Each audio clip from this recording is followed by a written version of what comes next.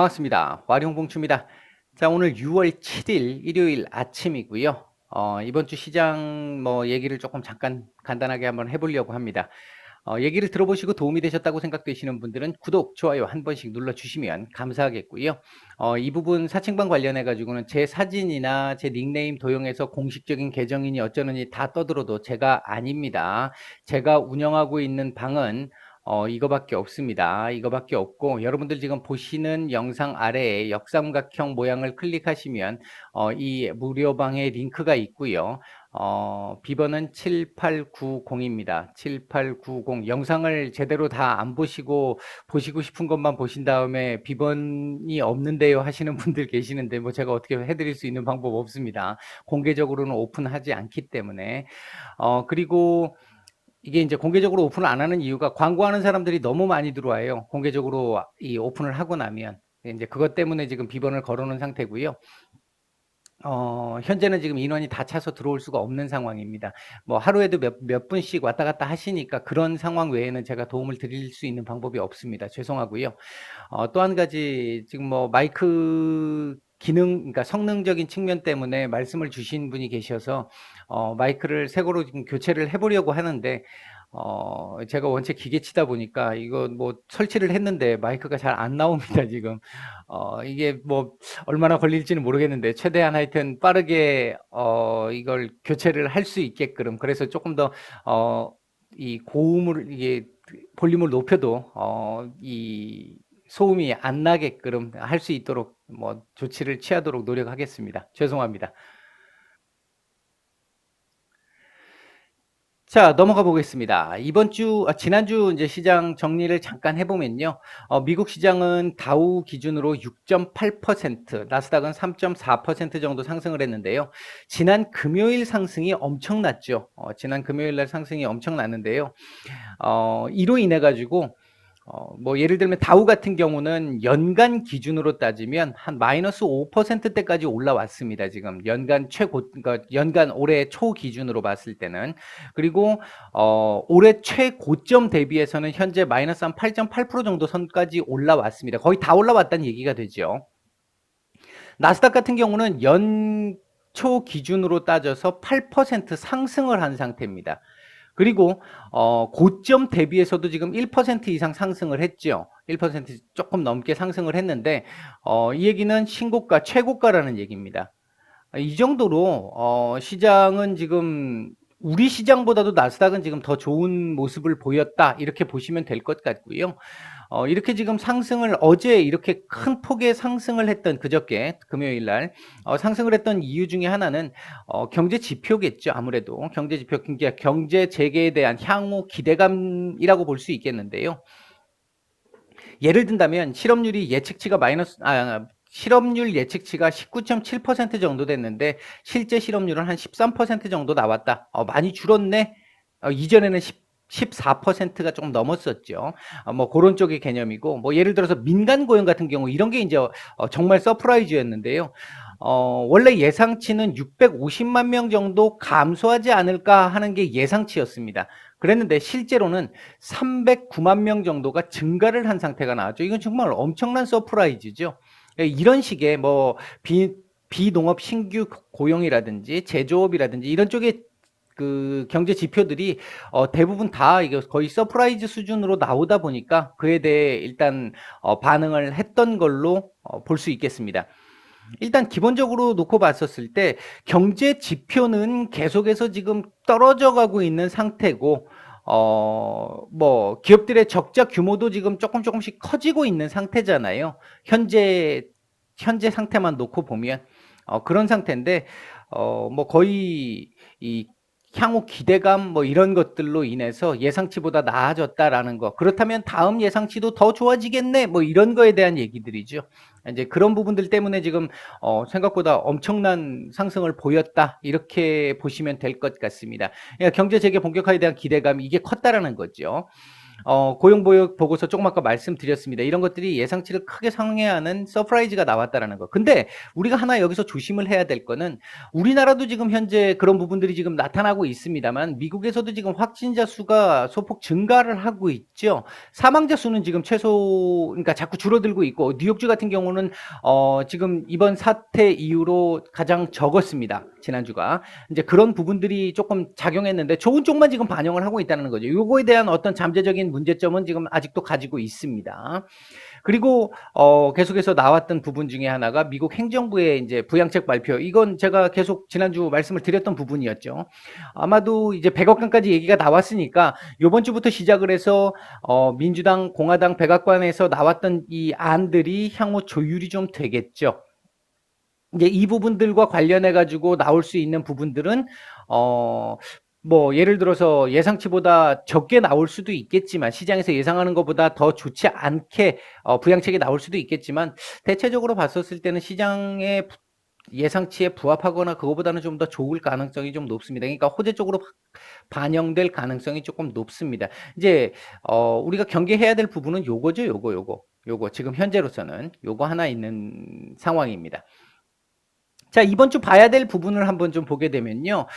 국내 재확산 추이가 조금씩 지금 나타나고 있다라는 거죠. 조금 불안한 측면이 지금 좀 있습니다. 소규모 집단 감염이 지금 계속해서 증가하고 있는 추세예요. 이게 이 부분이 향후 미국도 지금 이런 부분들이 지금 나오고 있기 때문에 지금 현재 조금씩 진행되고 있죠. 그래서 아까 확진자 수가 소폭 증가하고 있다라고 말씀을 드렸잖아요. 이제 이 부분들이 다시 한번 이 크게 확산되지 않아야 되는데 이제 않느냐 아니면 조금 더 확산세를 만들어내느냐 이 부분을 우리가 조금 주목해서 봐야 될 부분이고요. 그러니까 이 부분이죠. 이제 이 부분을 봐야 될 부분이고요. 그리고 이제 어제 민주당 쪽에서 바이든 후보가 이제 확정이 됐잖아요. 확정이 됐기 때문에 이 부분과 관련해 가지고도 뭐 예를 들면 우리 시장에서도 바이든 후보에 대한 어떤 관련주들이 있겠죠. 이제 이런 부분들도 한번 볼 필요는 있을 겁니다. 물론 그런 부분들은 단기적인 이슈 쪽으로 보는 게 맞겠죠. 왜냐하면 아직은 알 수 없으니까. 바이든의 현재 지지율이 트럼프를 지금 한 10%포인트 이상 앞서고 있다는 얘기는 제가 지난주에 말씀을 드렸어요. 이제 그 부분이 지금 계속해서 요즘 지금 어제도 그렇고 오늘도 그렇고 뉴스가 지금 나오고 있는데 현재 요것과 관련해 가지고는 아마도 제가 볼 때는 트럼프 대통령이 현재의 불리한 상황을 뒤집기 위해서 미중 무역 분쟁을 근본적으로는 깰 수는 없을 겁니다. 근본적으로 여기서 더 깰 수는 없어요. 왜냐하면 이게 깨지게 되면 트럼프 대통령의 표받친 이 농산물 쪽, 이 남부 쪽, 중남부 쪽 이쪽 지역 쪽의 지지율을 또 상실할 수 있기 때문에 근본적으로 깰 수는 없을 거로 봅니다. 다만 이 지금 뭐 기상천외한 방법으로 자신의 이익을 위해서 뭐 조금 좋지 않은 얘기를 들어가면서까지도 실행을 하고 있는 상황이기 때문에 지금까지 그런 모습을 보여왔던 사람이기 때문에 이 미중 무역 분쟁을 적당한 선에서 밀고 당기고 하면서 상당히 좀 주가라든지 이런 부분들을 최대한 올리려고 하는 측면과 한 번씩 중국을 때림으로써 지금 현재 보면 미국인들의 중국인들에 대한 어떤 인식이 한 65% 이상이 상당히 안 좋다라고 하죠. 이게 지금 뭐 정부가 그렇게 만들어 놓은 거잖아요. 그렇게 만들어 놓은 부분인데 이 부분을 활용할 가능성도 충분히 있습니다. 이제 이 부분은 따라서 정리를 해보면 근본적으로 지금부터 시작을 해서 미국 대선이 들어갈 때까지 임박할 때까지 이 부분의 근본적인 부분, 예를 들면 관세 문제를 건든다든지 다시 이렇게 해서 1차 합의의 근본을 깰 정도의 상황이 나오지는 않을 것이다. 다만 딱 한 가지 트럼프 대통령이 완전히 거의 이제 2판, 4판 상황까지 몰리게 된다면 어떻게 될지는 모르겠습니다. 그런 상황까지 뭐 이래도 죽고 저래도 죽는 거라는 상황이 생기게 된다면 어떻게 될지 그건 예상하기가 어려운 상황인데 그게 아니라면 근본적인 문제는 안 나올 것이다. 다만 이를 이용해 가지고 계속해서 이 분쟁은 만들어낼 걸로 보고 있습니다. 따라서 이 부분에 대한 내용으로 주식시장이 일희일비할 가능성이 충분히 남아 있다라는 거죠. 이제 요 부분은 나중에 제가 이게 시간이 될지는 모르겠는데, 된다라고 하면, 한번 말씀을 한번 드릴 수 있는 시간을 가져볼 수 있도록 해보겠습니다. 근데 이게 요즘 원체 바빠가지고 제가 지금, 어, 확답을 드릴 수는 없고요. 가능하다면 제가 해볼 수 있도록 하겠습니다. 그 다음에 이제 미국 행정부의 부양책 등, 요것도 아까 조금 전에 설명했던 그 내용이고요. 요게 만약에 나온다면 이건 상당히 긍정적인 이슈가 될 수 있습니다. 그 다음에 이제 이번 주 FOMC가 있는데 큰 내용은 없을 거라고 봅니다. 시장에 영향을 줄 수 있는 어떤 큰 내용이 나올 거라고 생각하지는 않고요. 전반적으로 봤었을 때는 그냥 시장에서 예상하고 있는 예상치, 그냥 긍정적인, 그 정도의 형태로 보고 있고요. 환율과 관련해가지고는 이게 제가 지난, 금요일 날이었나요? 목요일 날이었나요? 그때 제가 이게 외국인들 수급이 조금은 매도가 나와야 될 자리에서 매도가 나오지 않는다라고 이제 선물 쪽하고 이쪽을 봤었을 때 매도가 나와야 될 자리에서 나오지 않는다. 뭔가 좀 수상한 움직임이 있다. 발톱 밑에 때만큼의 어떤 조짐이 보인다. 이렇게 말씀을 드렸는데 환율하고도 지금 관련이 없다고 할 수는 없는 부분이죠. 당연히 없는데 없다고 말씀드릴 수는 없는데 외국인들의 수급 자체를 보면 요번 주도 더 들어올 것 같아요. 더 들어올 것 같습니다. 이제 지금 금요일 날까지 상황을 봐서는요.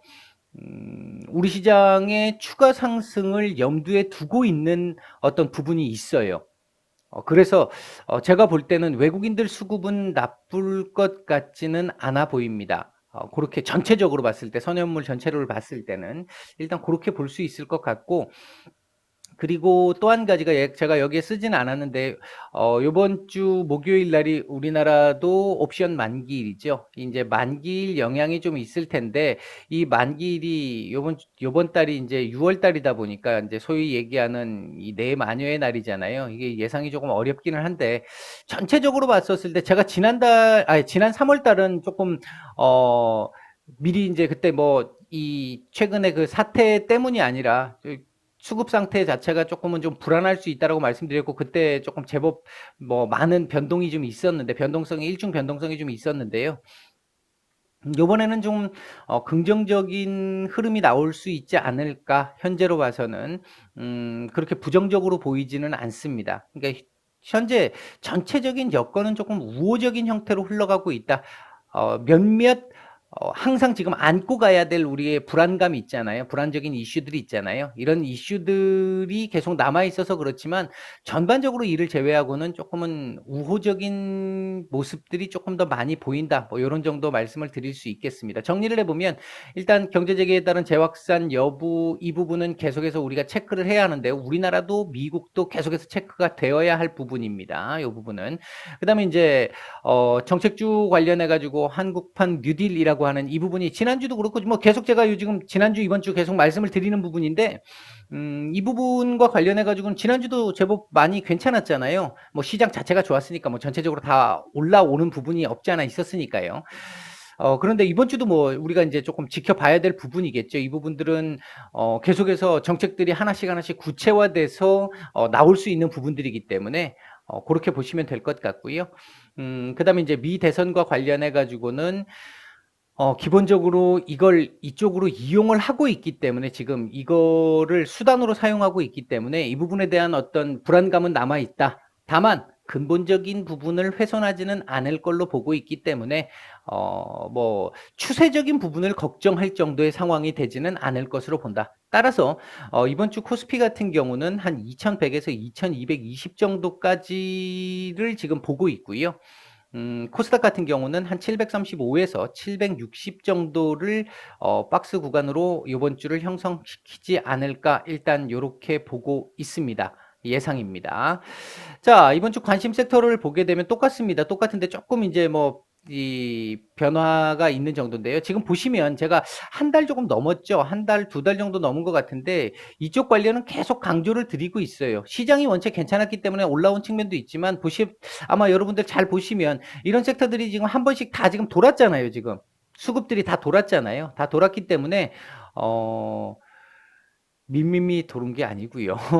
수급들이 다 한 번씩 들어왔었기 때문에 요번 주도 지금 계속해서 제가 봤을 때 중장기적으로 시장의 추세가 무너지지 않는다면 이 섹터들은 계속 관심을 갖고 봐야 될 섹터들이다. 이번 주뿐만 아니라 관심을 갖고 봐야 될 섹터들이다. 이렇게 말씀을 드릴 수 있을 것 같고요. 그리고 이제 중국 소비주들 제가 이거 계속 말씀드리는데 지난주에 일부 섹터들만 조금 움직였지 대부분 안 움직였습니다. 근데 요번 주 같은 경우에는 이제 요거에 대한 기대감이 조금 나올 수 있을 것 같아요. 뭐 다음 주도 마찬가지겠지만 기대감이 좀 있을 것 같고요. 5G 같은 경우는 이런 시각에서 한번 보시면 좋을 것 같아요. 전체적으로 놓고 봤었을 때 작년 5G가 우리 처음 나왔을 때 생각을 해보시면 사실 5G가 아니었잖아요. 뻑하면 4G로 바뀌게 되고 뭐 끊기고 뭐 이런 거 정말 많았잖아요. 근데 지금 같은 경우는 좀 빠르게 이동하는 차 안에서 이동하는 정도를 제외하고는 5G가 지금 조금씩 되고 있습니다. 전반적으로는 많이 좋아졌죠, 질적으로. 한데 그 부분에는 현재 우리나라가 5G를 작년에 해왔었던 방식이 뭐였냐면 4G, LTE와 5G의 통신기계 이 안에 기계를 똑같이 겸용으로 썼다라는 거죠. 이거 기존에 만들어진 거에다가 요거 호환이 되도록 호환을 해가지고 썼다는 거죠. 근데 지금 작년 하반기부터 시작을 해가지고는 5G 전용 장비들이 지금 계속해서 만들어지고 있잖아요. 이건 올해도 계속해서 투자가 계속 되고 있는 부분이고 내년까지도 아마 계속해서 투자가 될 부분일 겁니다. 크게 큰 투자가 뭐 향후에도 계속 되겠지만 이제 그런 측면에서 놓고 본다고 한다면 이제 통신 장비 쪽이나 인프라 쪽 같은 쪽은 계속해서 매출은 늘어날 수 있겠죠. 이제 그런 부분과 관련한 시각에서 5G를 봐야 되지, 이게 뭐 이제 5G는 끝났다 이런 식의 개념으로 접근을 하기보다는 인프라가 계속해서 구축, 뭐 안테나도 마찬가지일 거고요. 이제 지금 계속해서 이 투자되고 있는 이 규모가 최대 피크는 지나갔을지 몰라도 근데 저는 안 지나갔다고 보고요. 계속해서 만만치 않은 양들로 계속해서 당분간은 이 투자가 늘어날 겁니다. 늘어날 거기 때문에 그쪽 시각에서 보고 있는 측면이 있고요. 요 부분은요. 그리고 이제 그 외에도 이게 이제 한국판 뉴딜과 관련돼 있는 부분이고, 요번 주부터 시작을 해가지고는 또 얘들 조금 쉬었잖아요. 얘들 좀 쉬었기 때문에 요쪽에 애들이 조금 또 신경을 좀 써봐야 되지 않을까 하는 부분이 있는데요.